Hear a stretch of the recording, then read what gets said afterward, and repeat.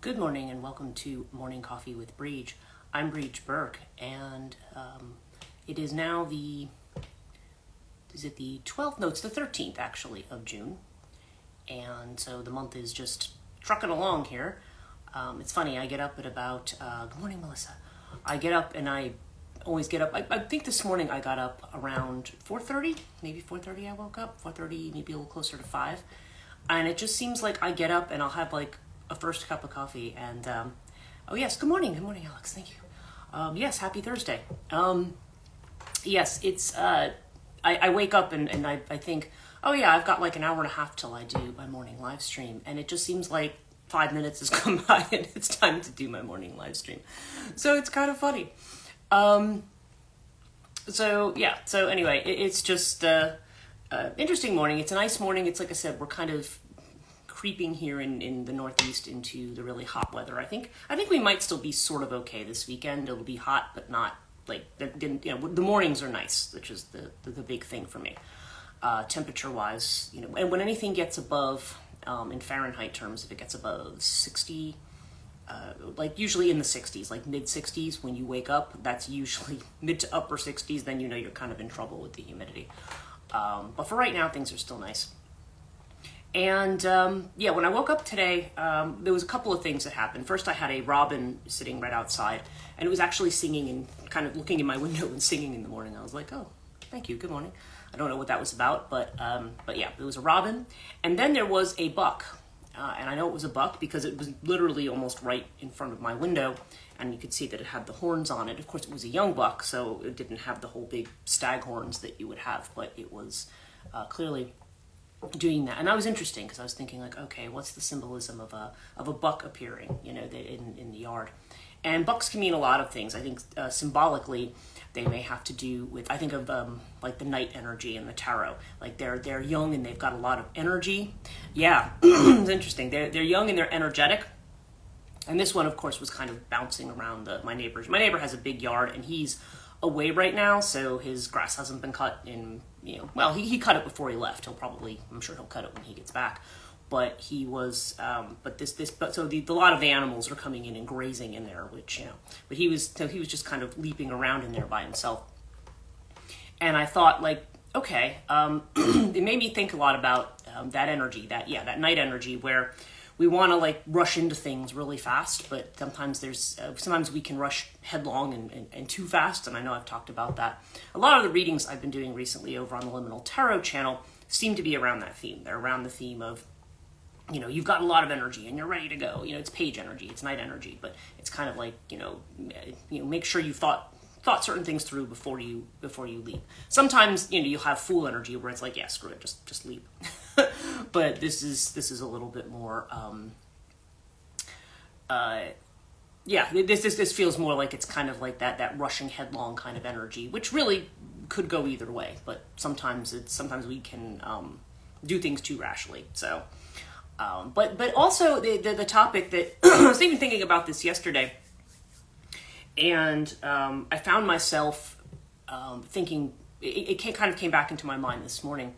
And that was the subject of opposites. Okay, the subject that I was thinking about this morning had to do with, it did have to do with relationship. So like when I see a young buck out my window, I'm just kind of like, okay, is there some young buck out there? More of the human variety. I don't know. It's but that did pop into my mind. So I don't know whether that like anything, like I was talking about with intuition yesterday. You just kind of take that as it comes and then just see if it turns out to mean anything. But when I was thinking about opposites, this was about, because one of the things that comes up a lot for me with people is they will say to me, okay, well, you have a doctoral degree, you have this, you have that. So clearly, if you were looking for a partner, you're looking for somebody who is another PhD. You want somebody who is intellectually, who you feel like is an equal, for lack of a better term.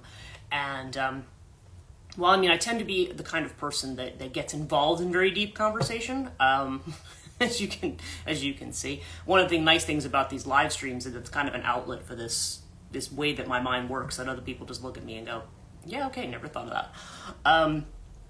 But that said, I don't know that I would agree with that. Anytime I have ever in the past dated somebody who has the same degrees that I have, it's never been a good thing. Or somebody who's had that kind of intellectual bent, because there always tends to be this sense of competition that goes on there. Almost like they have to show that, especially with men, it seems like they need to show that their intellect is greater than yours. That somehow you can't be their intellectual equal, like it's not okay. There's an insecurity around that. And so that, so to me, I guess, and again, I'm sure there are PhDs who are married and stuff who have great relationships. It's not like a general statement. But what I've found is just in people that I know, that when I look at relationships, we have one person maybe who is more either intellectual or artistic or creative, or kind of just very, has a kind of a certain personality that maybe is very open, very creative, or very, and then, they'll have a partner who might be somebody who's kind of just like a, beer and football kind of guy, just somebody very, regular dude, not somebody who's trying to be anything spectacular necessarily, just kind of a regular person. And those relationships actually seem to work great. I mean, it seems like, that as long as that other person, oftentimes it's a case of that other person just holds space for whatever creativity the other person is doing. Whatever they're doing, it's just kind of like, okay, if it makes you happy, you do you, and I'll support you in what you do. And, even though they may or may not have a particular interest in what you do, maybe even they may be like, okay, I don't even get what you do, but it's fine. You do you. And somebody who will kind of listen, and also, because obviously being able to communicate with somebody, if you have somebody who says, I don't want to talk about any of your stuff, I don't want to hear it, that can be a problem too, because then you feel like you don't, like you can't communicate with your partner about something. I mean, it may not be. Usually we have friends and other people in our network who might communicate more about the kinds of, maybe with maybe a certain amount of similar experience or empathy to what you're doing, especially the kind of stuff I'm doing now. There's I don't know. I just find that a lot of people, actually men and women. I live in a town where a lot of people are more. What's the term? I mean, they're more. It's more of a what we would call a blue collar town. Which again, I mean, that's. I don't view blue collar intelligence as somehow like, oh, that's lesser than people who go to school, because it's not. There's a lot of intelligence there at things that I don't know anything about, and I wouldn't even touch. These people are like all, they're electricians, they're plumbers, they build houses, they're carpenters. I mean, these people, that's an intelligence. And that's one that I admire, because that's not a skill that I have. I have anything even close to. So I don't look at people who are interested in different things and say, oh, well, that person doesn't read a lot of books, so they're dumb. Or, I don't have that impression of people at all. And I don't, I don't feel like, it's kind of awkward for me because I feel like when I'm interacting with people, because I am very bookish and I have quite a large vocabulary, that sometimes people look at me and they're like, I think I'm speaking very normally, and I don't like to talk down to people either. Like, I don't want to talk to people like they don't know stuff, but sometimes I think they legitimately don't know what I'm saying, and so people can get very uncomfortable and act like you're trying to be something, and it's like, well, no, I'm not. That's just how I talk, just like that's how they talk. So I don't know. Anyway, I guess the point is really more about people. Everybody is unique. Everybody has a different thing that they bring to the table. And it's funny because the card I actually pulled this morning when I was thinking about this, I was just saying, well, do I want to talk about anything else? Is this card, which is the Five of Swords. And this is actually the comparison card. So you have the tree here, and you have the bamboo shoot over here. And it's almost like if one is trying to compare itself to the other, if the tree is going, well, in order to be a proper tree, I have to look like this, or vice versa. They're two different things. I mean, they're both plants. They're both, they're both, have stalks. They both grow out of the ground. They both, trees, of course, are made of, or woody, and bamboo actually does have a woody quality to it as well as when you harvest it, when you dry it out. But but it's just, but they're two different things. They, one doesn't need to strive to be the other. And that's, and so when within the Five of Swords energy, what that would have to do with is the way in which we limit ourselves. We say, well, I can't do this thing. It's a card of defeat. When you look at it on the Rider-Waite-Smith deck, it shows somebody holding swords and kind of smirking and looking at two people who kind of have their heads down and are walking away. It's a card of defeat. Sometimes it's considered to be a card of envy too, because again, you're looking at somebody else and thinking, oh, they have something that I don't. And it always makes me wonder about that. There was somebody recently who said something. There's some people I follow, some of the live streams and stuff that I follow. And recently somebody had on this live stream, somebody had said to him, like they made a comment about how attractive this person was, and this person's like, because they had some kind of eye surgery, and they said, well, now I can see you and you look really, really good. And he was just like, he was just kind of like, oh, maybe your surgery didn't work. You know what I mean? Like, and I'm just looking at them thinking, seriously? Like, do you seriously think you're like, an unattractive person? But it's interesting because a lot of people, depending on their experiences with other people, you may be comparing yourself to somebody. I'm always curious to know, like, who he's comparing himself to. But it's just like, who are you comparing yourself to? Like, I could look at myself and I could find a million things that I don't like about the way I look, right? But and I may be comparing myself to somebody where I'm just like, well, I'm not that person. I don't have that shaped face. I don't have that body structure. I am never going to have thighs that look like twigs because that's just not how I'm built. It's just not going to happen. I swear, years of personal training, karate, mega working out, and my thighs will never be small. I mean, they just won't. They might be toned, but they're never going to be small. That's the way it is. And I'm really at a point where I really don't care that much. But you know what I mean? Just the things that we all kind of pick apart about ourselves because we don't measure up to somebody else, maybe who looks a certain way or we think looks good or whatever. And when we're coming into a relationship with people, we may automatically assume, oh, well, that person only wants somebody who's like this or somebody who's like this. And it's just interesting to me, the way in which we compare ourselves to others, and the way we sell ourselves short. There's actually a philosophy of, when we talk about the ideas of judgment and say judgment after death and things like that, when they say, if you grew up in the kind of milieu where they would say like, oh, you've got like an angel and on each shoulder, and one's writing down all the good things you do and one's writing down all the bad things you do. Like, I don't know, I heard that kind of thing growing up. I mean, I didn't really take it very seriously, but I did hear that kind of thing growing up. And when you start thinking about it in those terms, and the idea that, a lot of people, they think, oh, when I pass away, I have to worry about judgment. Did I do everything right? Did I do good things? The way that people can really get into that whole idea of sin and atonement and things like that. And what I find interesting is that, so there's another mode of thought. Now, honestly, if you want my opinion on judgment after death, and that's kind of a weird way veering off from this topic, right? But if you want my opinion, first of all, I don't think it happens. I don't think there's this judgment. I mean, we do talk about things in terms of karma and karmic lessons and things like that, but I don't think the lessons are because you did bad thing and universe wants you to do morally good thing. I think it's more you are, in order for you to be a whole person, in order for your soul to feel completely unified in its existence, then you experience a whole lot of different things.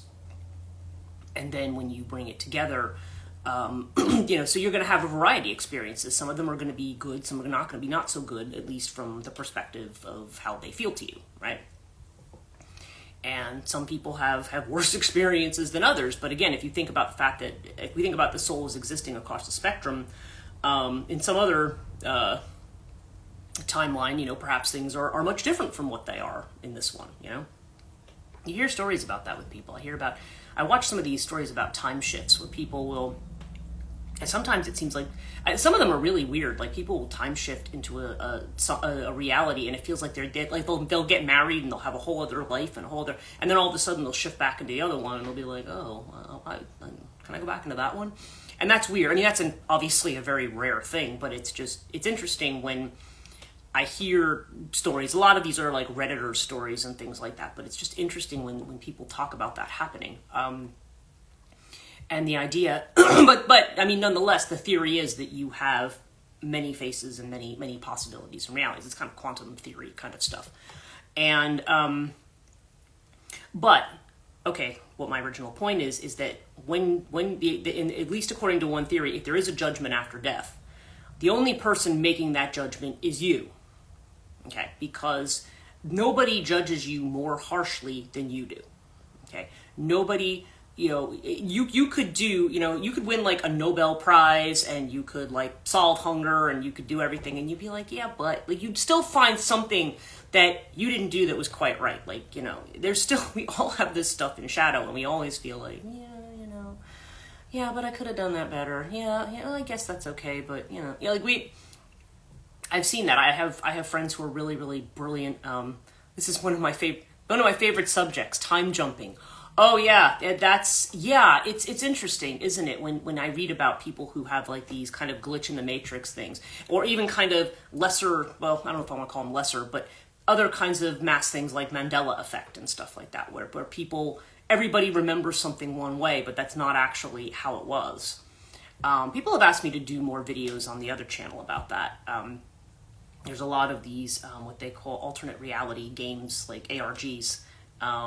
Yes, and there's a lot of ARGs on like YouTube and stuff. And I know I'm following one of them weirdly, it's called White Stag Education. Now, the stag that was outside was not white, but it was, that's one that I've done a video on. But a lot of people have said, there's some other ones. There's Liminal Land, there's, what was some of the other ones? But some of them, I don't know. I've watched some of them and it's all about like, it's the year whatever and everybody's gotten some kind of disease. And I'm like, I don't know. I don't, there was one where James Dean is president in an alternate reality. Like I've watched some of these and I'm like, okay, the only thing that always ends up standing out to me, and I don't know what this says about me, is when they're trying to imitate, like saying, oh, this happened in the 1980s, or oh, this happened in the 1990s, and you see people talking on like their iPhones. I'm like, dude, there was no any phone like that. I mean, I guess maybe some of the people who were like on Wall Street had those big, things that looked like the cordless phones that you had, that they might have in their car. And they were generally like this big. Nobody was walking around with an iPhone in 1995. Okay. I lived through 1995. That's when I finished grad school for the first time. I mean, no, nobody was walking around with an iPhone at that point in time. Unless they're a time jumper, I guess, right? But it's, but yeah, the whole, what I find, I think, okay, now I'm shifting into the subject of time a little bit, but I think what's interesting about that to me is that when it goes to show you that time is really an illusion. I mean, that's the thing that we have. Even physicists will tell you, they'll talk about the arrow of time, but there's not really a necessity for time to go a certain way. I mean, we measure things by, moon phases. We measure things the day by when the sun rises and when it sets. So this is how we measure time, but there's really no necessity. I mean, I suppose in terms of survival, it's kind of like, okay, certain things that you would do during the day versus what you might do during the night, or your body wanting to sleep at night, or, whatever. I mean, our bodies are adjusted to those cycles. But time as we tend to think of it it's not a necessity the way that we think of it. And it probably doesn't even work that way. I think we just, as I've said, we have kind of this filtered nervous system that is really designed for order. I mean, we're designed for order. That's why all our mythologies are centered around order, okay, and having things in order. But as I've often, I mean, this is actually weirdly, I mean, this is H.P. Lovecraft, who I know is a little more controversial nowadays, just because he's, he wrote some really great horror, but he was also kind of flagrantly racist too. But Lovecraftian a mythos, like with the monsters that he has. I mean, the kind of the point of the Lovecraftian mythos is that there is this chaos that underlies everything. that we are living in this illusion that everything is ordered, and but the reality might be that you're kind of in this. I mean, his was much more bleak. It's like you're in a cold, unfeeling universe, and it's and there's nothing after that. Like it's that kind of vibe, or these kind of monstrous beings kind of represent that. And that's one way to look at it. There are people who literally. There's people who practice chaos magic and things like that. Like they're just literally involved in trying to roll with chaos rather than trying to always order and control things all the time. And again, that's there's a spectrum there as well. I mean, there's people who try to create total chaos by wanting to thinking that they're going to go in and destroy everybody's lives by doing certain things. I mean, there's that kind of chaos. But there's also maybe the good kind as well, where it's like, okay, you want to, you don't always want to do, you don't always want to do things the same way. They'll tell you you take a different route to work every day, or, just do different, don't just do the same routine things all the time, is what a lot of times they'll tell you in chaos magic. Don't get used to that. Robert Anton Wilson used to talk about the reality tunnels, right? Chaos magic is great in small doses, but you don't always want to rip the universe apart. Exactly, right. Yeah, exactly. There's a balance there. It's just, I think that the trouble comes in when we want to totally repress. We try to act like chaos isn't there, or shouldn't be there, or should be continually controlled. There has to be, there's a certain flow, because the reality is that we don't have control over everything. Like, what we perceive with our eyes is not everything that's there. But if we did perceive everything that was there, we'd probably lose our minds, because it's not, the brain can't process things. When I teach religion classes, that's what I always say, is when you're really talking about a concept of something like God, people always kind of think of the Zeus type figure, or Jupiter, or Yahweh tends to follow that model, the guy with the white beard sitting on the throne kind of thing. And even in cartoons and stuff, that's the way it tends to get represented, right? But the thing is that the reality is, when you're talking about something like that, you're talking about something numinous. You're talking about something that is not relatable to experiences. The reason we have images of gods is because we need to, because the mind needs something to connect to. That's what the guru has often said. In Hinduism, like I said, there's 300 million gods, right? The reason there's 300 million gods is because, again, these gods represent different qualities, and we may focus on different things. When we are focused on removing obstacles, we may focus on Ganesha. If you're people who are focused on qualities of loyalty and devotion, will focus on Hanuman.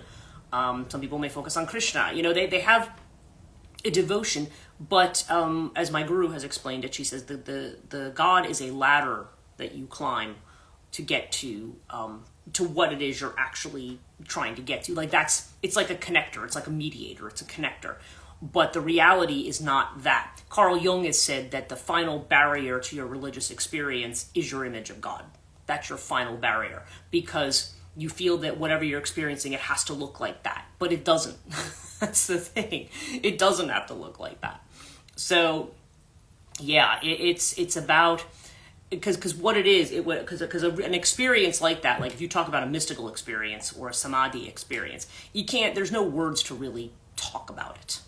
You can't really, maybe you can talk about it in poetry, maybe you can try to convey something in image, but it's still not really going to convey the experience, because it's not something that can be intellectualized or analyzed, or if it does, it's going to be very inadequately. What was the expression? The best things can't be told. Right, so it's so interesting kind of sidetrack here from what I was talking about, but time is one of those things that is illusory, but we can be very wrapped up in this kind of forward and backward thinking. I was talking about Janus the other day, this kind of dual back and forth kind of thinking, and rather than being in the present, because really that's the only time that you can be sure exists, is kind of where you are right now. And what appears to be coming before and coming after, it in a weird way, it's all happening simultaneously. And sometimes people can dip in and out of awareness of something outside of the timeline, the linear timeline that we're used to. So, interesting. But in any case, just to kind of wrap up on the idea of comparison here, I think when we talk about opposites, a lot. Okay, the way that again going back to Jung again for a moment, he would talk about the ideal relationship. He said you have a certain strength. You have certain things that you view as strengths and weaknesses in your life, and everybody has their own version of that. And the people you're attracted to may be that they're. I mean, you both might have the same strengths, but they might be strong in one area that you are not strong in. And what it is that because you have that mirroring that goes on, because you're in relationship with each other, you have that mirroring that can go on in the ideal situation, and recognizing that not a lot of times the situation's not ideal. But what you're doing is you're working through like whatever quality that person has that you don't have. That's almost an opportunity.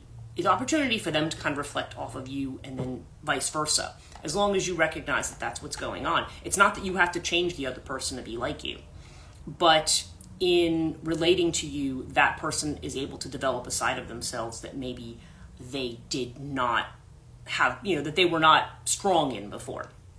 So if we use a very broad-based example, if you have a man who is very, very, non-emotional. Like a lot of men are raised with the kind of like suck it up, and boys don't cry, like that kind of thing. And what could happen is if they marry somebody who is more emotional or more open, if they're willing, if there's the key there is how much they care about the other person. I mean, and not just their projected image onto that person of perfection or whatever it is. Not that image. If you withdraw that projection, the idea is ideally you would be able to have an interaction. So if they're not very emotionally developed, being in a relationship with an emotional person could help them develop their own emotional side. Could help them bring that out. Even it doesn't mean that they're going to suddenly become like super emotional people necessarily, but that it helps them develop what's weaker in them. Whereas if you have somebody who's very, very soft with somebody like that, that might help somebody feel, again, through that reflection, that projection process, they might be able to feel more rooted in themselves and a little bit stronger, and maybe have a little bit better boundaries as a result of that relationship. Now, unfortunately, what often happens is that you have two people who are what they are, and they don't they don't like that aspect about the other one. He doesn't talk enough, he doesn't do this, oh, she's too this, she's too that. You'll run into that, and then the first time you get into a situation where a woman wants to, say, have a conversation about, like, if there's a tension there, and he'll be like, I don't want to talk about this. I don't do that. Ooh, a little bunny is just run by my house. I don't want to talk about this, and then they shut it down, and then they get angry if this person wants to bring emotion into the situation at all. I've seen that a lot. And so then the woman just kind of, because she is maybe somebody who wants to keep peace, will just be like, okay, well, I guess I can't talk to my husband about my feelings. And that's not good. That's just not good. You want to be able to have exchanges. I mean, it doesn't have to be all the time about everything, and people do sometimes want their own space and everything as well. That's also a healthy part of a relationship. You're not attached at the hip all the time. But anyway, Tsuda, good morning. I see that you've joined. The topic I was talking about was opposites, and the way in which opposites can attract, and what that means, and also about the way we may compare ourselves to other people. And usually unfavorably. We usually think somebody else has something more than what we got. It was kind of looking at this comparison card, okay? And then we kind of started talking a little bit about time, too, and glitches in the matrix and stuff. So we've kind of, run an interesting, it's somewhat chaotic, right? It doesn't have to be orderly. We don't have to, I'm just talking about order versus chaos, right? So let's get on to our reading for today. And just a reminder, I won't be here tomorrow morning. Tomorrow morning, it's a conference on the imaginative landscape, and I believe it has to do with the liminality of water. I was going to put a paper in for it, but I didn't end up having time to do that. But I did want to hear the other papers that people have. So that's over Zoom, and it's going to be tomorrow, I think, starting at 5 a.m. So because it's in England. So so I'm going to be listening to the papers at that one, probably until 1 o'clock in the afternoon. So tomorrow morning I will not be here, but I will be back again the next day. So let's see what our reading says for today for people watching. Okay. Oh, that's interesting.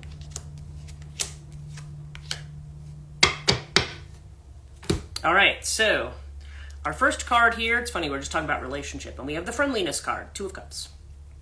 Okay, so this is a card about relating, about relationships. And I mean, in friendliness, like I said, it's friendliness. I mean, this could be anything from somebody who's a really good friend to somebody who is more than a good friend, right? But there's still the idea of relating to others in a way that is open, that is vulnerable, that is about a real exchange of ideas, about really seeing a person for who they are, rather than you can run into situations where you meet people who are just I don't know, where the relationship can be either very one-sided, or it can seem very utilitarian, like, oh, this is a useful connection for me to have. I mean, yeah, people do have that, and there's some degree of that in the business world where that's why we go out and network and do things like that. But this is a little more intimate than that. This is more about getting to know the person, not just in terms of a job function or something like that. And our inner feeling, again, this keeps coming up, is our understanding card. Understanding that we are free, that we are sovereign. So that's what I talk about when I say that that we are kind of letting the winds of heaven dance between you, kind of thing. So it's like you're in relationship with people, but internally there may also be this sense of wanting to be free. Okay, so can you be in a relationship and be free? Well, yeah, actually you can. If you have a supportive partner, then that partner supports you in whatever direction you want to grow. Now, there may be some limitations, like when you're married in a relationship. One of the things about me not being married all these years is like, yeah, if I have the money and I decide I want to get up and go travel, I can just go do it. I don't have to consult with anybody else. It's not like I don't have to bring that person with me. Although I do have friends who are married and they'll leave their partner at home and they'll go off and do things. I mean, it's not that you have to. It depends on your relationship. But yeah, there's this impulse towards freedom. And the external feeling of which we're aware, this is the transformation card. So this is the death card. So yeah, this is interesting. So now we're looking at the way that this kind of, I don't want to say it's a tension because I don't think of it as a tension. You have this dynamic between being in relationship and being free. Okay? But it's clear that there's some kind of a change going on. So for people maybe who are not in relationship, this may be about a tension between that. There could be a change within somebody's relationship. Maybe for some people, if they've had a relationship that's ended, sometimes that might come up. Or at least, so something is either transforming or something may be ending for some people. But I do feel like I feel more like the transformation card where it is. It's more like something in the environment is changing. Something about our circumstances, and it may be about more than just that person. I was talking yesterday a little bit about the way in which we need to relate to the bigger picture. The way in which we a lot of times we tend to look at ourselves as kind of like I'm an island, and you're not really. I mean, you exist in a system. You exist as part of, in relation to other people. So it may be this idea of, well, I want to be free of that. I don't want to be reliant on other people. I don't want to be involved. But as things are transforming, I feel like a lot of people are being moved towards, how am I going to collaborate with the group, whether that be as a love thing or whether that be as just a work thing. Like, how are we going to work together rather than everybody feeling like they have to carry everything on their own. So I feel like some of the shifts are kind of pushing people in that direction. Now, we have the Ace of Cups here. This is our advice card. Go with the flow. I mean, it literally tells you what the advice is on the bottom here. Go with the flow. And to go with the flow of a situation means that, yeah, I mean, you just allow yourself to be in it. You're not necessarily trying to, we're talking about not evaluating yesterday, right? Don't necessarily have to evaluate it or fully understand it. It's just, this is what it is. And to be in that mode, and to to recognize, like I said, this seems to be talking about this in terms of like the thing between connection and between being free. So really, it's a matter of flowing. I've talked about this before, but when I was an undergraduate and I had taken a class on Victorian poetry, the professor I had used to talk about the dichotomy between the real and the ideal. And he would say, like, he would draw it on the board as a spectrum, right? And he would talk about poetry. He would say, well, the romantics are all the way over on the ideal side. On the real side, you had people, you had the sciences of the day. You had your Isaac Newtons and people like that. He says, but the problem is, he says, if you're too much on one side or the other, you kind of fall off. And in a way, it's almost circular because you end up kind of on the other side. Like he was saying, Newton becomes an alchemist. And then he says, and then you have the romantic poets who, like, go off the deep end and in the drugs that they're doing and stuff. And so there's kind of, you don't necessarily want to be on either side. So he always framed that as the Victorian dilemma. What's better? Is it better to be more realistic, practical, and grounded, or is it better to be more imaginative and idealistic? And he called this the poetry conundrum. And we talked about all the different ways different poets tried to solve that conundrum. Like we would talk about dramatic monologue, like Robert Browning and Alfred Lord Tennyson and people like that. And he says the problem with dramatic monologue, he says, is that you're kind of putting another person up as a front, and you're in a way, so then that way you don't have to commit to dealing with the dilemma at all. That was the way he felt about dramatic monologue. But he would often say, he's like, there's a lot of people who want to sit right, he was sort of really dramatic, like, people want to sit right in the middle of this line. And then he would draw a Leminskit, like a figure eight, and he says, this is the only way to work that line. This is the only way to work that line, is you flow. You flow. You're going to be more on one side for certain things, and you're going to be more on the one side, but it's not about, we do a little here and we do a little here. It's you flow. You flow between depending, and there's not a set kind of thing. You use both, but it's not so much about, I have to do this, and then I have to, I did a little of this over here. I got to balance it with a little of this over here. Even like the flow between masculine and feminine and things like that. You have to. It's a Leminskit. It's a flow, and so you will flow back and forth. One day you may be flowing more this side, and other days you might be, and it's not necessarily going to be in order. You may be more over here one day, and maybe more over here one day. It's not, and even to label it like that sometimes might actually, I think the lines are often blurred there. Melissa, you're saying a labyrinth. Yeah. Yes, exactly. And the labyrinth is an interesting metaphor too, because when you walk the labyrinth, it's like you always feel. That's why I always say, I always feel like when you walk the labyrinth, you always feel like you're getting, like the center just seems like it's right in front of you. Like if you enter a labyrinth, like I was the one at Columkille a couple of months ago, and you always feel like you're almost, but you're not. You're actually quite far away from the goal. And so you kind of keep, you just keep kind of moving in these circles, and when you move to the center, then you move out of the center again. And so it's more like a spiral. Really, you kind of have almost this spiral effect, and so it's not something that moves in a straight line, and you have to pick where you sit on the line. So that's what we would actually kind of the time thing fits in then, right? We're not talking about how time is not linear. You're talking more about this kind of flow that goes on. Now, our outcome card is the politics card. This is the 7 of Swords. So I think what the caution here is as we're getting into this flow, not to self-sabotage. 7 of Swords to me is a card of sabotage, where because we may be too prepared or too controlled of something, we're not, when something comes in that we didn't expect or that we didn't see, or then we get blindsided by something, right? And then we may start to doubt ourselves and say, maybe I can't do this. Maybe this isn't good enough. Maybe I can't do it. Maybe it's not this. Maybe it's not that. And then that's saying, frequently, that's when we start playing politics with ourselves, right? We could be doing it with other people too. Like that. Literally, I was talking about those kind of relationships that are useful, but not one where you really you people who It's like the salesperson relationship, right? Where they're a lot of times. Well, I guess you could have salespeople who genuinely care about you, but. A lot of times they're just being nice to you because they're trying to manipulate you into doing something that they want. Okay, that's the essence of the politics card.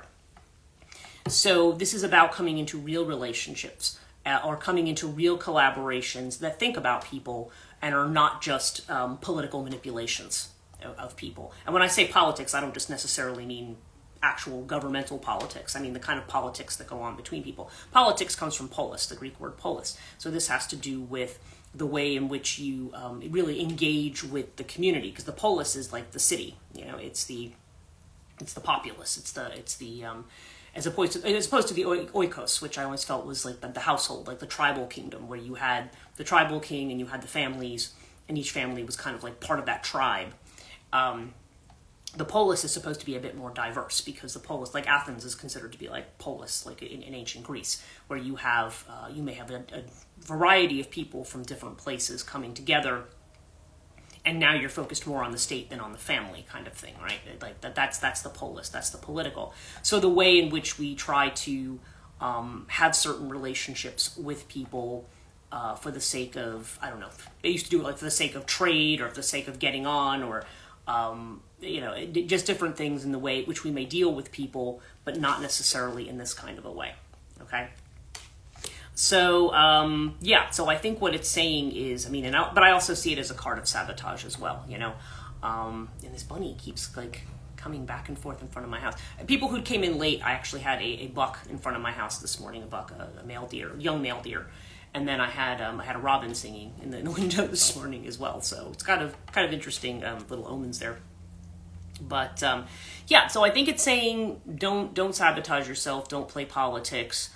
I feel like there's a focus here on real relationship, or people caring about people for who they are, not just what they can do for you, or what money they can give you for something or something like that. It's about, I feel like this is suggesting that there's a transformation where we're flowing into a space that is not, it's not so political. Of course, that said, I feel like that kind of sabotaging energy is going to be around for a while. I was talking about that a little bit at the end of yesterday's live stream when I told you I've been doing the Azrael channeling, and I kind of had that feeling about like a lot of things that are going on politically. And it's not just in the USA. I mean, you see things that are going on, like I know Britain's having a general election right now, or they're going to be having one July 4th, I think. But weirdly, it's July 4th, right? American Independence Day, they're going to have their general election. But you always have this same thing. You have this two-side thing. And and it's, so I don't know. So I don't know if that's, I think what it's saying is that the world has to move into a space where it's thinking more about connection rather than about me. Record year for elections worldwide. Yeah, interesting, right? And because I know, I was just reading about, they had elections again in India, and there's, I haven't been following too many of the other ones. Those are like the big three that I've seen kind of recently that have happened. And so there's some opportunities there, potentially.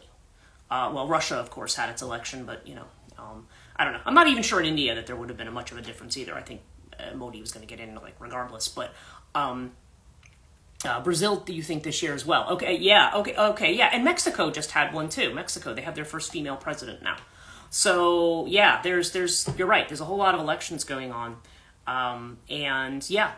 Elections can be opportunities. Again, it depends on the dynamic of the country, but I feel like what we're all kind of being steered towards is kind of this idea of not just what suits me individually, but what is good for the community, what is good for my friends, what's good for my family, what's good for my loved ones. Kind of looking at things more in kind of that more open and more vulnerable kind of relationship, rather than kind of we're all individuals with walls up and we all have to be suspicious of each other, that kind of energy, if that makes any sense. So I don't know. So it's interesting. So I think it's kind of a saying, people could be playing politics, so maybe that's something you want to watch out for. But I feel like things are transforming, and ultimately, no matter what people are doing, you kind of want to just flow with that, go with the flow. Again, you go with what your own inner voice tells you the right way is to go, because that just ultimately doesn't steer you wrong. If you have your own center, then no matter what's going on in the environment, and you'll be able to recognize that too. I find that when people are playing politics with me, it's pretty transparent to me, like right away. I mean, some people, occasionally you get fooled by people. Sometimes there are people who are just really, really that good at it, I guess. But, and then of course, then we beat ourselves up and we're like, oh, I can't believe I didn't see that. But, it can happen. But generally, the more in tune with your own instincts about people, the more you know. So anyway, that's what I have for you today. It was kind of a little bit of a mixed bag, but, yeah, so again, for people who arrived late, tomorrow I have a conference, so I won't be on tomorrow, but I will be back. Tomorrow's the 14th, right? So I will be back the morning of the 15th. So, yeah. So I hope all of you have a wonderful day, and yes, awesome. It'll be, the conference should be interesting. I'll probably end up talking about that on the Monday Gatonia live stream, because it does have to do with liminality and stuff like that. So, oh, you're welcome. Yeah, you're welcome. Oh, thank you. You're welcome, everybody. Welcome to everybody. And yeah, so you guys have a wonderful rest of your week. I'll see you guys if you come in on Saturday. And take care.